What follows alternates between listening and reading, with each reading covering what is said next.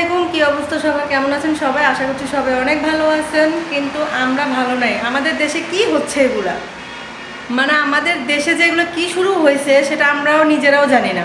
শুধুমাত্র আপনারা সবাই বুঝতে পারছেন কিনা আমি জানি না, যে আমি যে বিষয়টা নিয়ে কথা বলবো সেটা হচ্ছে শুধুমাত্র সন্দেহের বশবর্তী হয়ে একজনকে চোর সন্দেহ করে একটা মানুষকে মারা বা মেরে ফেলাটা আপনারা কে কীভাবে দেখতেছেন অবশ্যই কমেন্ট বক্সে জানাবেন।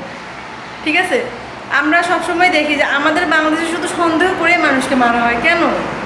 যদি সে চুরি হবে, মোবাইল চোর হবে বা চুরি করবে, তাহলে তাকে পুলিশ আইনের হাতে আইনের হাতে তুলে দেওয়াটা উচিত ছিল, পুলিশের হাতে তুলে দেওয়া উচিত ছিল, বাংলাদেশ সেনাবাহিনী ছিল, সেনাবাহিনীর কাছে তুলে দেওয়া উচিত ছিল।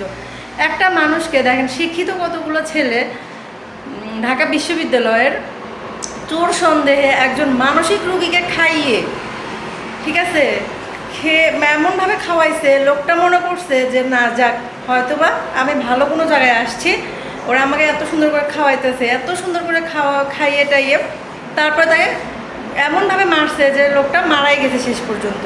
আমরা সবাই জানি যে লোকটা হচ্ছে মানসিক ভারসাম্যহীন। একজন মানসিক ভারসাম্যহীন লোককে চোর অপবাদ দিয়ে মারাটা এমনটা না যে আপনার চুরি করতে দেখছেন, চুরি করতে দেখে হাতে নাতে ধরাটা একটা বিষয়, আর চোর সন্দেহ করে মারাটা হচ্ছে অন্য বিষয়।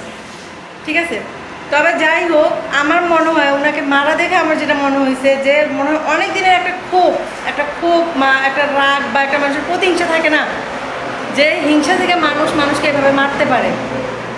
এমনভাবে মারছে যা বলার বাহিরে, ভাষায় প্রকাশ করার মতো না। লোকটাকে এভাবে মারাটা কি উচিত হয়েছে? এটা আমরা কেমন দেশে বাস করি, কেমন সমাজে আমরা বাস করি, আমরা কেমন মানুষ?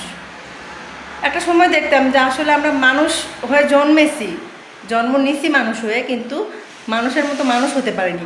মানুষ হলে একটা মানুষকে কিভাবে এভাবে মেরে ফেলতে পারে? ওই লোকটাকে নাকি ধরছে, একটা ছেলেকে, তো যার হচ্ছে মোবাইল চুরির সন্দেহে হচ্ছে, যে যার মোবাইল চুরি করছে এমন একটা সন্দেহ হচ্ছে, তাকে মারা হচ্ছে লোকটাকে। তোফাজ্জল হোসেন লোকটার নাম। লোকটা হচ্ছে মানসিক ভারসাম্যহীন। 2015 সালে সে বাবাকে হারাইছে, 2019 সালে তার মাকে হারাইছে, এবং শেষ পর্যন্ত 2023 সালে সে তার বড় ভাইকে হারাইছে। এসব আঘাত পেয়ে লোকটা মানসিক ভারসাম্যহীন হয়ে পড়ছে। সেই লোকটাকে মোবাইল চুরির অপবাদ দিয়ে আপনারা গণপিটুনিতে মারছেন। এমন যদি হতো যে লোকটা মোবাইল চুরি করতে গিয়ে ধরা পড়ছে, সেটা ছিল একটা বিষয়। তারপরেও তো আপনাদের মারার কোনো রাইট নেই। দেশে আইন আছে, আইন ব্যবস্থা আছে, আপনারা আইনের হাতে তুলে দিতে পারতেন। তাকে মারলেন কেন? এটার একটা সুষ্ঠু তদন্ত হয়ে একটা সুষ্ঠু বিচার আমরা সবাই চাই।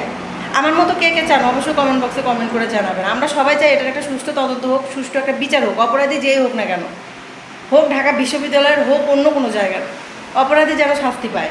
একটা কথায়, ঠিক আছে, অপরাধী যেই হোক না, ছাড়া এদের সাহস দিন দিন বেড়ে যাবে। এরা পরবর্তীতে আবার অন্য একটা লোককে ঠিক এইভাবে মারবে, রাস্তাঘাটে পাক বা যেখানেই পাক। ঠিক আছে, বেশি খারাপ লাগছে লোকটাকে ভাত খাইয়ে এমনভাবে খাইয়েছেন আপনারা। খাওয়ার পরে কী জন্য লোকটাকে মেরে ফেলতে হলো? কী জন্য আপনারা মেরে ফেললেন? আবার 2 লাখ টাকা মুক্তিপণ দাবি করে, এটা কেমন কথা?